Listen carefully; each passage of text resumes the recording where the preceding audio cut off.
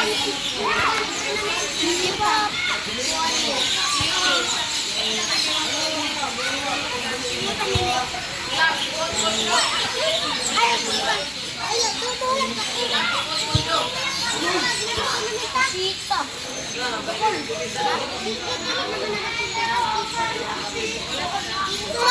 Yung pa pwede mag-singer ng keeper.